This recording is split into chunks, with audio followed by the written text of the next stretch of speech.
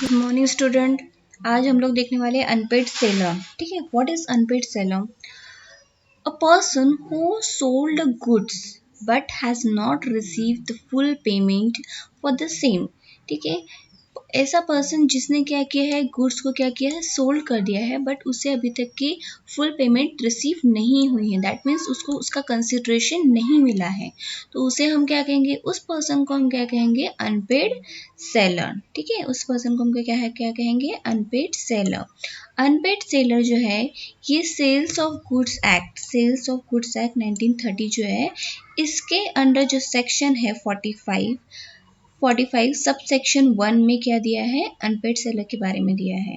ठीक है, unpaid seller क्या होता है, the person who sold the goods, ऐसा पर्सन जिसने अपना गुड सोल्ड किया है बट उससे अभी तक क्या, उसकी फुल पेमेंट, उसका फुल कंसिडरेशन उसको नहीं मिला है, उसे हम क्या कहेंगे, अनपेड सेलर।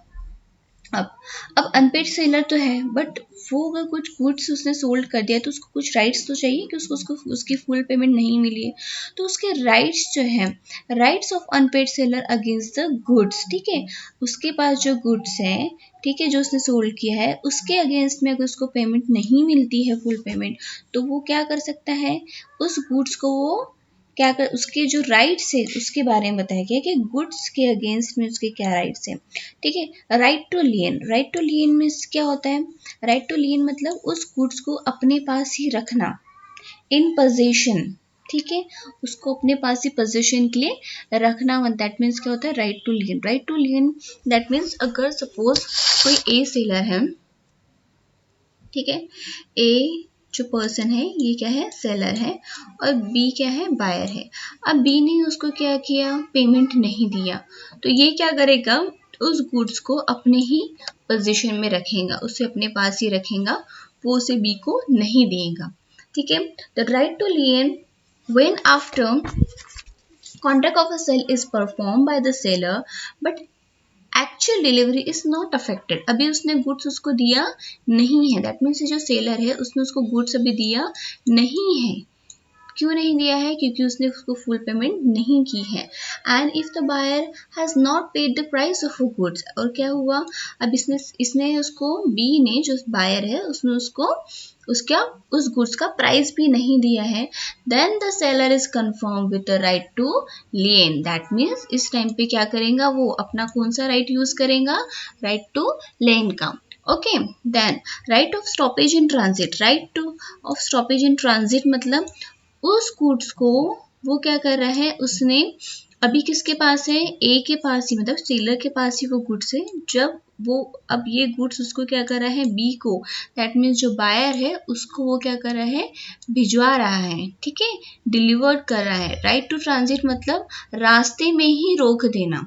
अगर ए को लगता है, अगर सेलर को लगता है कि बायर उसकी फुल पेमेंट नहीं करेगा या फिर वो इंसॉल्वेंट हो जाएगा, जो भी रीज़न हो, अगर उसको कहीं पे भी उसने अगर गुड्स पोजीशन, गुड्स ट्रांजिट के लिए भेजा है, दैट मीन्स डिलीवरी के लिए भेजा है बायर के पास में, बट अब सेलर को लग रहा है कि ये इंसॉल्वेंट हो जाएगा या फिर ये इसे गुड्स की प्राइस मनी नहीं देगा, ठीक है, उसे कुछ भी डाउट होता है, तो उसको ये अधिकार है, उसे ये राइट है कि वो क्या करे, उस गुड्स को उस रास्ते में ही, डिलीवरी के अगर रास्ते में उसे क्या कर दे, रोक दे। ठीक है, ये सारे राइट्स है पूरे। ठीक है, अब आप बोलोगे मैम राइट टू लेन और right of stoppage in transit, तो ये तो लगभग सेम ही लग रहे हैं, क्योंकि दोनों में पोजीशन किसके पास है, सेलर के पास में है। बट इसमें एक माइनर डिफरेंस है। माइनर डिफरेंस क्या है, in the case of rights of lien, the goods are possession of the unpaid seller। इसमें क्या होता है, अनपेड सेलर, इसमें उसने क्या किया है, उसे पेमेंट नहीं दी है, तो इसका जो राइट है, ये पोजीशन किसके पास है, सेलर के पास ही है। But right to stoppage in transit में क्या होता है, इसमें क्या होता है, the goods are delivered to the carrier and they are to in the course of a transit। मतलब उसने जो है ये गुड्स को क्या किया है, जो सेलर है उसने कैरियर जो है, जो डिलीवरी पर्सन है, उसके हाथ में दे दिया है। अब वो जब रास्ते में है सामान, तब उसको लग रहा है कि अरे अब बायर उसे पे नहीं करेगा, तो वो रास्ते में ही उस चीज को रोक देगा। मतलब वो गुड्स कहाँ तक के, बायर तक के पहुंचने नहीं देगा, ठीक है। बट राइट टू लेन में क्या होता है, इसमें सेलर को पहले ही समझ में आ जाता है कि ये जो पर्सन है, ये जो बायर है, ये हमको गुड्स, हमें इसकी प्राइस मनी, इस गुड्स की प्राइस मनी हमें वो नहीं देगा। समझ में आ रहा है डिफरेंस? बेसिकली डिफरेंस यही है, ठीक है। इस केस में क्या होता है राइट टू लेन में, in case of non payment of a price right two lane can be exercise. क्या होता है, इसमें नॉन पेमेंट, इसमें पेमेंट नहीं किया है, but right to stoppage in transit में क्या होता है, it is only when the buyer is educated in as an insolvent. ये कब होगा, ये right to stoppage in transit, इसमें क्या होगा, उसने डिलीवरी के लिए भेज दिया है सामान, तब उसको फील हो रहा है अरे ये जो बायर है ये हो सकता है इंसॉल्वेंट हो जाए, ये हमें ना दे। तो इन उस केस में क्या होगा, right of stoppage in transit can be exercised, right, clear है। देन आ जाता है हमारा क्या, right of sale of goods, ठीक है। वो क्या कर सकता है, रीसेल कर सकता है गुड्स को। उसको अनपेड सेलर को ये अधिकार है कि वो क्या करे, उस गुड्स को रीसेल कर सकता है। कौन से गुड्स को, जो वो बायर को देने वाला था। तो अगर बायर उसको पैसे नहीं देता है तो ये राइट है किसको, सेलर को, उस अनपेड सेलर को, जिसके पास के पोजीशन में तो वो गुड्स उसी के रहेगा, ठीक है। उसने भी बायर को दिया है कि नहीं, क्योंकि उसने इसको फुल पेमेंट नहीं की, तो उसको अधिकार है कि वो उसे रीसेल भी कर सकता है, ठीक है। Right of with holding delivery of goods, ठीक है। वो क्या कर सकता है, उस डिलीवरी ऑफ गुड्स को क्या कर सकता है, विथ होल्ड कर सकता है। The unpaid seller who is in possession of goods can withhold or refuse to give delivery of the goods to the buyer if the property is good. If the property in goods has not been possession to the buyer, this as right is additional to the right to gain and right to stoppage, ठीक है। ये आपको same ही लग रहा होगा, क्योंकि इसमें क्या हो रहा है, सेम वही चीज हो रही है कि इसमें क्या कर सकता है, वो एक तो डिलीवरी देने से ही रिफ्यूज कर दे। इसमें क्या हो रहा था कि वो इसका में पोजीशन किसके पास था, सेलर के पास में था, अनपेड सेलर के पास में था, उसने डिलीवरी दी नहीं। इसमें क्या करा था, उसने कैरियर वाले को, डिलीवरी पर्सन को दे चुका था, ठीक है। अब ये रास्ते में ही उस चीज को रोक देगा, इसने तो भेजा ही नहीं है। अब ये क्या करेगा कि अगर बायर उसको बोले कि अरे आपने सामान नहीं भेजा, बट सेलर को पता है कि ये पैसा देगा नहीं, तो वो क्या कर देगा, मुझे बेचना ही है, दैट मीन्स वो रिफ्यूज कर देगा कि उसे वो गुड्स को क्या करना है, सेल नहीं करना है। तो ये अधिकार भी क्या होता है, अनपेड सेलर को होता है, राइट।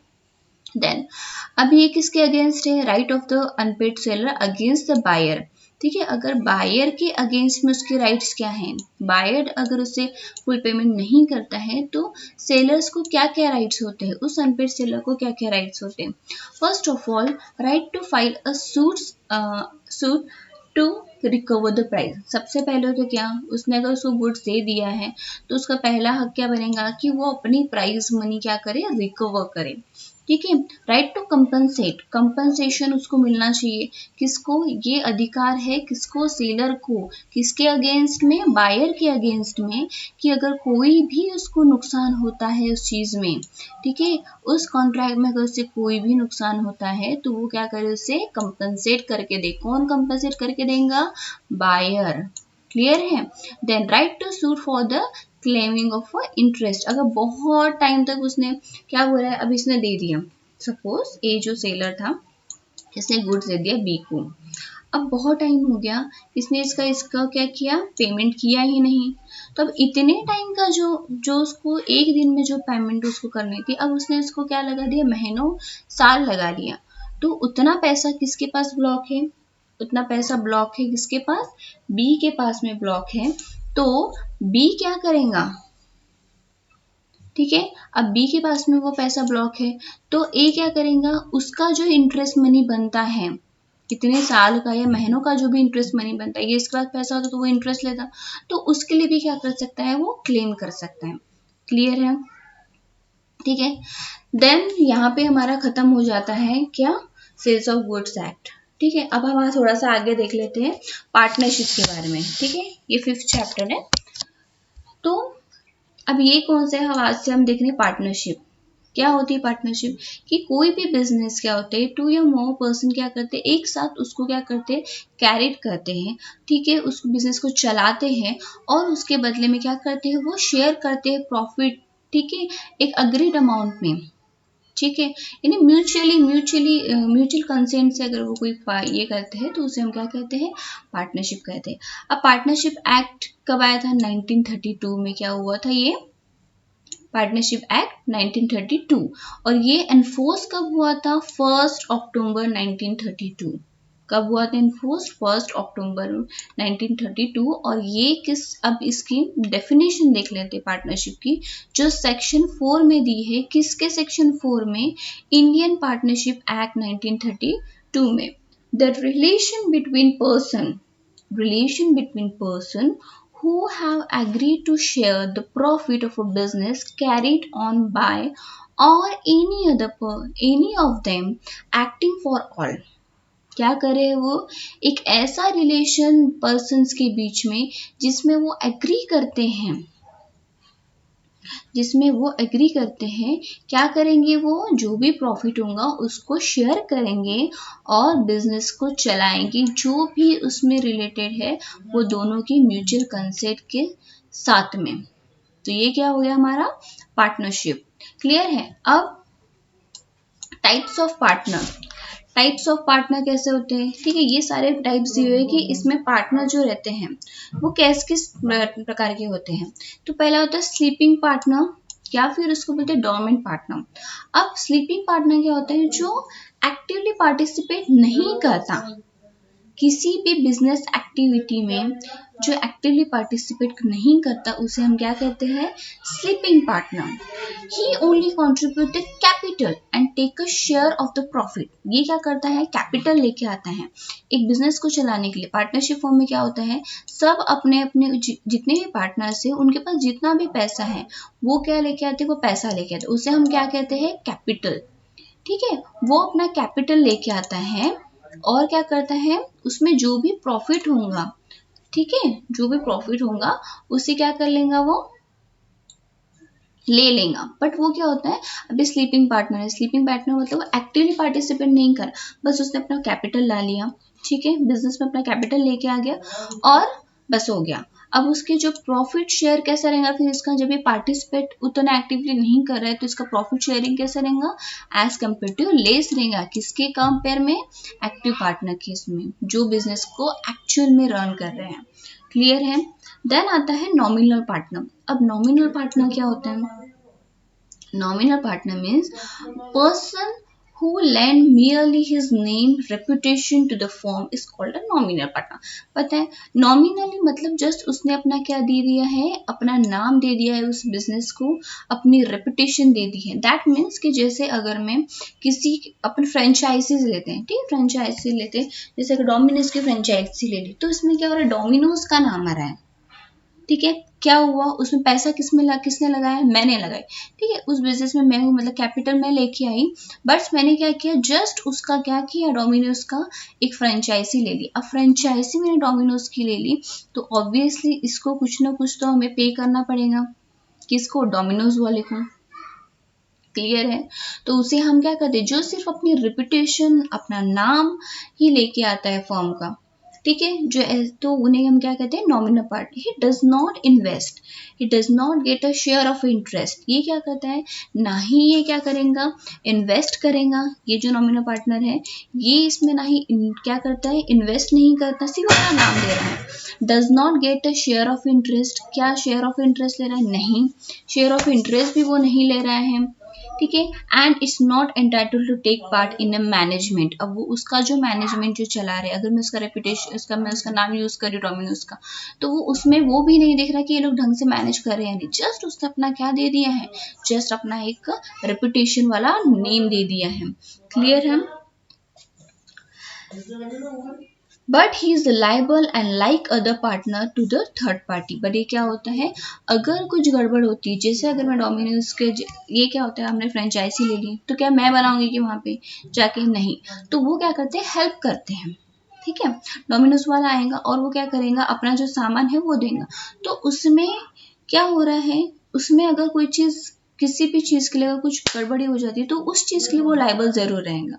क्लियर है।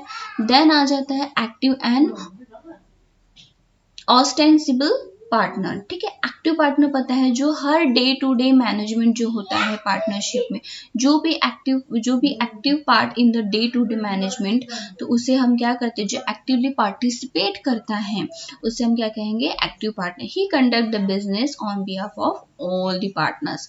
ये अकेला, ठीक है, अब जितने भी रहे तो ये क्या होता है, एक्टिव पार्टनर जो रहेगा ये सारा बिजनेस चलाएगा।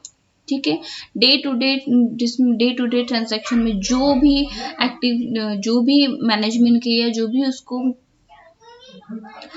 बिजनेस का जो भी देखना है वो सारा क्या है कि वो सारी चीजें वही देखेगा। तो इसे क्या कहेंगे हम, active partner. Partner by estoppel means a person behave in such a fashion that he is taken to be partner by third party. He will be held liable to those third party who extend credit to the firm on the reputation of his being a partner. Such a person is called a partner by estoppel. Partner by estoppel मतलब वो क्या हो गया, किसी third party. अब जैसे suppose ए और B क्या है, ये मेन पार्टनर है। ठीक है, बी क्या कर रहा है, बी के पास इतना टाइम नहीं है कि वो बिजनेस को इतना टाइम दे, तो वो क्या करता है, किसी सी को हायर करता है। ठीक है, और उसको इन्वॉल्व करता है उस पार्टनरशिप में, बट वो डायरेक्टली इन्वॉल्व नहीं है। तो इस केस में क्या होता है कि अब सी भी क्या हो गया, indirectly, it's not a directly A और बी ही है, इनडायरेक्टली क्या बन गया, उस पार्टनरशिप का एक पर्सन बन गया।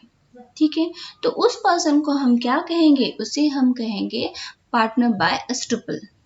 क्लियर है। क्या हुआ, ए और बी मेन पार्टनर्स थे, उससे अब बी के पास इतना वक्त नहीं है उस बिजनेस को ढंग से चलाने के लिए, उसके पास और भी बिजनेस है, जो भी रीजन है वो क्या करता है, हायर करता है सी को। अब सी उसके बिहाफ में वो सब चीजें देख रहा है, तो उसे हम क्या कहेंगे, partners by estoppel. Partner by holding out, इसमें क्या होता है, a person who is declared to be the partner by the another person conducting such a deny is in its immediate on coming to know of such declaration he does not need, so he is liable to those third party who lend money। मतलब holding out, इसने क्या कर गया, holding out मेरा cursor, partners by holding out मतलब उसने क्या करके रखा है, जैसे ए और बी है। ठीक है, अब इसने किसी एक पार्टनर को क्या किया है, किसी डी को क्या किया है, वो बोल रहा है कि तू मेरे साथ काम कर, तो इसने क्या कर लिया, इसको होल्ड कर लिया, किसके साथ में, ठीक है, इस पार्टनरशिप में उसने क्या कर लिया, उसको होल्ड कर लिया, that is partners by holding out. Then minor partner तो पता है, माइनर दैट मीन्स जो लेस देन 18 है। ठीक है, अब माइनर पार्टनर्स में क्या होता है, और ये सेक्शन 30 में दिया हुआ है इंडियन पार्टनरशिप एक्ट 1932 में। ठीक है, माइनर पार्टनर के बारे में, a person below the age of 18 is treated as a minor partner। okay, right? ठीक है, is this clear? who is a less than age of 18 is a minor partner। To he is not liable for anything. ठीक है, अगर कोई भी losses होता है तो इसके लिए क्या होता है, ये पार्टनर जो है ये लाइबल नहीं होगा, बट क्या होगा इसमें, अगर कोई प्रॉफिट होता है फर्म को, तो इस चीज में ये क्या होगा, इसको उतना ही, इसका जितना भी शेयर है उस हिसाब से क्या होगा, माइनर पार्टनर्स को मिलेगा। देन इनकमिंग पार्टनर अगर कोई एडिशनल कोई नया पार्टनर इन्वॉल्व हो रहा है पार्टनरशिप में, और एक किस में दिया हुआ इनकमिंग पार्टनर, सेक्शन 31 में। ठीक है, माइनर पार्टनर 30 में सेक्शन इंडियन पार्टनरशिप एक्ट 1932 के, और इनकमिंग पार्टनर किस में दिया है, सेक्शन 31 में। ठीक है, तो इनकमिंग पार्टनर कोई एडिशनल पार्टनर अगर पार्टिसिपेट कर रहा है तो ऑब्वियसली वो कैपिटल लेके आएगा, देन उनका प्रॉफिट शेयरिंग रेशियो क्या होगा, न्यू प्रॉफिट शेयरिंग रेशियो होगा। ठीक है, इस तरीके से। देन आउटगोइंग पार्टनर, ये किस में दिया हुआ है, आउटगोइंग पार्टनर दिया है आपको सेक्शन 32 में। क्लियर है। इसमें क्या होगा कि कोई किसी पार्टनर की डेथ हो गई, या फिर वो रिटायर हो गया, या फिर वो उसको बिजनेस को कैरी किसी भी इंसॉल्वेंट हो गया, जिस भी रीजन से हो। ठीक है, तो ये सारे कितने हो गए, टाइप्स ऑफ पार्टनर। क्लियर है? अब ड्यूटीज, लाइबिलिटीज, ओके ठीक है, आज इतना ही देखते हैं, नेक्स्ट लेक्चर में नेक्स्ट देखते हैं अपन। Okay bye, take care.